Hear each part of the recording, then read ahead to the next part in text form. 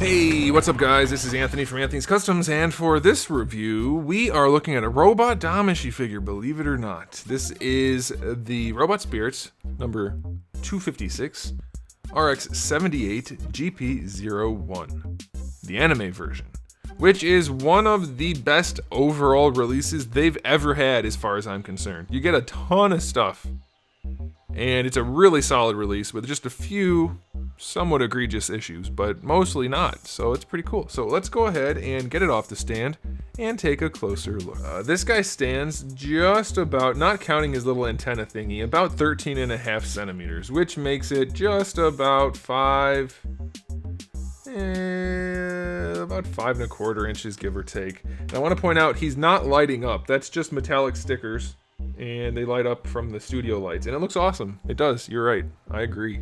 It's very nice. And that leads me to my next thing. This figure looks really nice. Whether it's just the molded plastics that they used or the paint work that they did. Obviously there's a lot of tampography on here, but it is very nicely done. This is super clean. All the different details in the face area, very, very clean. We have details everywhere, even down here in his special place. They painted the red part in there. It looks like there's some glue on mine, but all in all, it is exceptionally well detailed.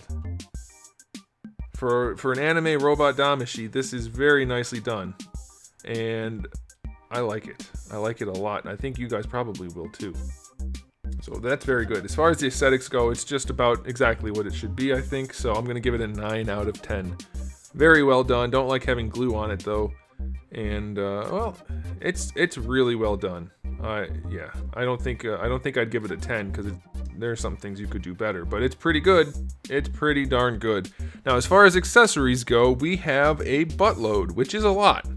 We have the 2 gripping hands that come on them in the package. Then we have 2 more angled gripping hands, some trigger finger hands, some style pose hands, and some other style pose hands, and a tree to hold them on. So a bunch of different hands. We do have a replacement V-fin, which neither of them appear to be soft. It's just a replacement one. Same thing for the antenna. I guess it's just in case you lose it or break it. We do have his 2 different guns, and they act like all your robot Damashii guns typically act. You can remove the ammo thingy from the back of the main rifle, and you have a total of 3 of those, 2 of which can peg onto the back of his shield, which does have a handle built on, and it slides open, and you can add a little nubbin or a larger nubbin depending on how you want it to work. So lots of opportunities here for customization. We do also have a clip to go on the main rifle, which will help it to peg onto his back, which is very nice. And speaking of his back, there is, even though he doesn't come with anything to use for this, you do have a butt flap back here, so you can connect the RX-78-2 parts if you want to, and you can use his butt flap there. Speaking of butt flaps, no, just kidding. We do have some thrusters that peg into his back pieces though, so that's kind of nice. Very nice translucent plastic. That's awesome. We have a blast effect, or actually technically 2 pieces for a blast effect for his rifle. That's awesome. We have 2 ignited beam sabers, which look great. We do have the handles for those, of course, as well. And then we have 1 swooshy slashy beam saber, which is also exceptionally well done. All the clear plastic on this thing is like crystal clear and so vibrant. It's awesome. We do also have another little blast effect thingy for the rifle. And then lastly, we have this kind of other energy effect thing, which is meant to be used for this figure and GP02 at the same time. And once I get 02, hopefully I have this figure around still to show you what it looks like, but otherwise you'll have to just look at the image that I can post right there. So that's a lot of accessories. That's a bunch of stuff. And this guy wasn't an exceptionally expensive release. He was pretty par for the course. So that, I think, is fantastic. I love that they just packed in so much goodness, and it's so well executed too. The slidey shield, the glowy bits, light up bits, they're not glowy or light up. They're meant to look like it though, and they do. Very, very well executed. Accessory wise, 10 out of freaking 10, man. That's all you need for accessories right there. Okay, for articulation. The head has kind of a complex system in here for those of you who don't collect these normally, but it does look up very nicely. You can look up no problem at all, despite the fact that how thick his head is. That's because it closes in on itself. Very nicely executed there. Can he look down at all? Yes, because the neck itself lifts forward. Very, very well executed for such a small figure. They sure do pack in a lot. It does lean side to side. Exceptional range, full rotation. You can pose this head however you want to pose it. No problem at all. This can rotate, by the way. if you want it to. I don't remember if it's supposed to or not, but it can if you need it to. We're gonna go ahead and talk about the backpack real quick. It has a hinge on here just to change the angle of attack, I guess. These guys are on ball pegs, and these guys are on little ball hinges. That's where you connect his beam saber hilts. I don't remember if these are supposed to stay. Like, I don't remember much of this at all, honestly. So you guys can let me know. Did he always just have little nubbins sticking out for his beam sabers? I don't remember that, but you can let me know. Okay, on to the shoulders and chest. So the first thing about the shoulders is for a butterfly joint, it collapses in on itself. Not my favorite design, but I also don't hate it. It doesn't look terrible once it's posed. I kind of just wish it flared out rather than collapsing in, but it's still kind of nice. It's okay. For the shoulders then, we have kind of a vertical butterfly joint where this whole blue piece lifts up. So that's kind of cool. And then we have the ball peg that connects the arm to that, which lets the whole apparatus move around, though everything else wants to move at the same time. This piece is a separate piece, so it'll move independent of the shoulder. You can raise the arm up no problem at all, and of course, like I said, full rotation, and then this guy can move independent if you need him to. Bicep swivel is a bicep swivel. It's pretty stiff though. The elbow is actually just a single joint as far as I can tell. It looks like a double, but I think it's only a single, but you get really good range out of it, so that's good. And then for the wrists, you have just your standard little ball peg.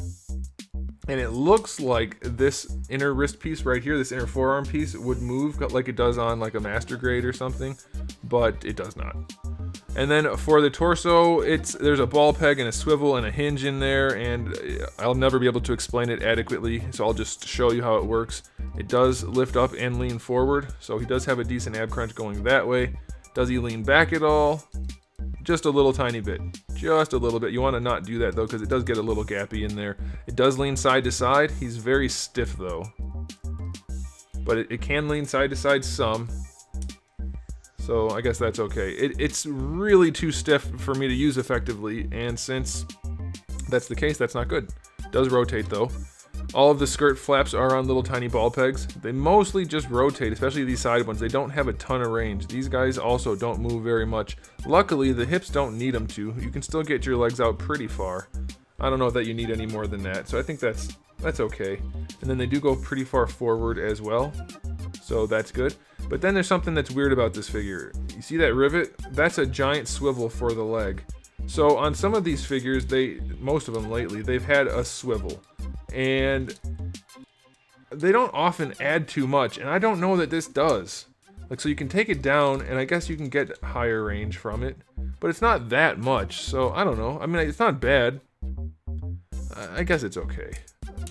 I don't know that it's worth the extra engineering, because, like, it goes up almost all the way anyway, so I don't quite get it, but whatever, I don't have to.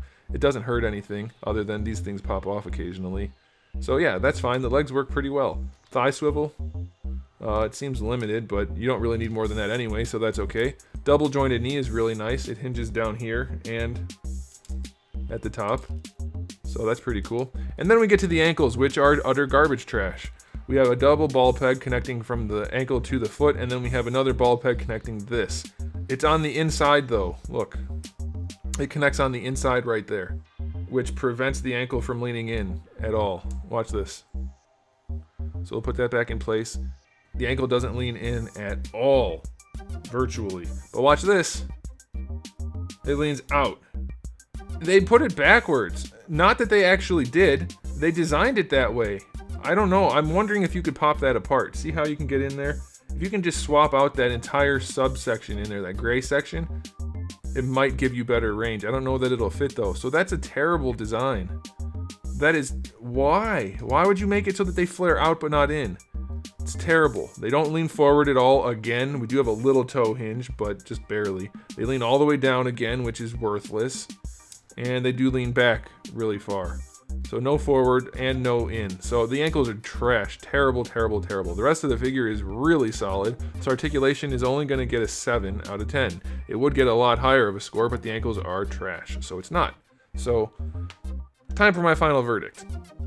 It looks great. It comes with a buttload of accessories, and most of the articulation is really good. The ankles definitely set it back, and ankles are a big deal for figures that need to stand in dynamic poses.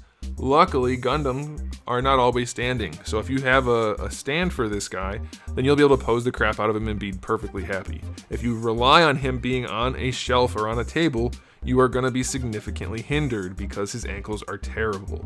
So this guy only ends up getting an 8 out of 10. If he had good ankles, he'd easily have a 9 or higher, but he doesn't. The ankles are that bad that they really ruin the figure a lot. So, there's my final verdict. Let me know what you guys think in the comment section below, and if you're subscribed, you might want to consider doing it. I have new videos out just about every single day, and thousands already on the channel, so make sure you come back for all of that, and in the meantime, keep collecting.